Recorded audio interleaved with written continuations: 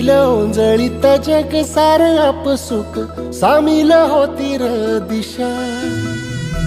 सपान साकळलं पापणीच्या खाचरीत चढू दे त्याची र नशा. खिंडार पडू दे धार सरू दे उजेड पडू दे तुझा.